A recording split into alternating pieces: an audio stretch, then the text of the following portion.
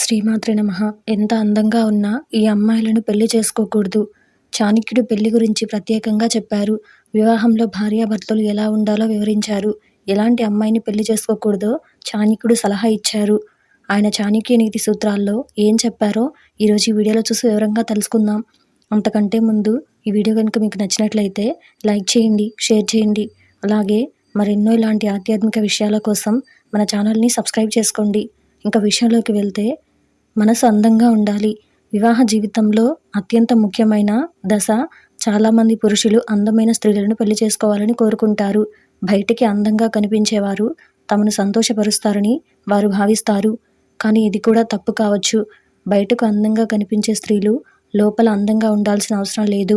అలాంటి మహిళలను కేవలం వారి అందాన్ని చూసి పెళ్లి చేసుకోవద్దని, వారి గుణాలను, ఆలోచనలను కూడా చూసి పెళ్లి చేసుకోవాలో వద్దో నిర్ణయించుకోవాలని చాణక్యుడు సలహా ఇచ్చాడు.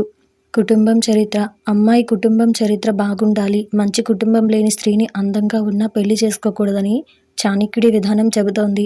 అలాంటి మహిళ వల్ల భవిష్యత్తులో అత్తింటి వారి కుటుంబం ఇబ్బందులు పడచ్చు. మొరటుతనం. స్త్రీ అందంగా ఉన్నా మొరటుగా ఉండే పురుషుడు ఆమెను వివాహం చేసుకోకూడదు. చాణక్యుడి ప్రకారం అలాంటి స్త్రీ తన భర్తను తాను కోరుకున్నది చేయమని బలవంతం చేస్తుంది. భర్తను బహిరంగంగా అవమానించే ప్రమాదం ఉంటుంది. అతన్ని అనైతిక చర్యలకు పాల్పడమని ప్రేరేపించే ప్రమాదం ఉంటుంది. చెడు స్వభావం.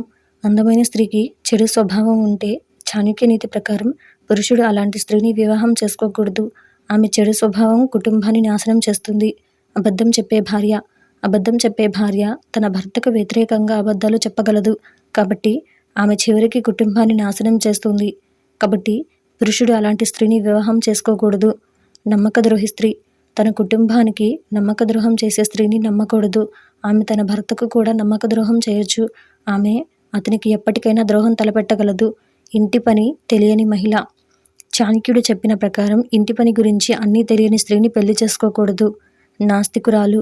చాణక్యుడి ప్రకారం పురుషుడు మతం లేదా భక్తి లేని స్త్రీని వివాహం చేసుకోకూడదు. చాణక్యుడి ప్రకారం స్త్రీ కొన్ని ఉపవాసాలను పాటించాలి. క్రమం తప్పకుండా దేవుడిని ప్రార్థించాలి.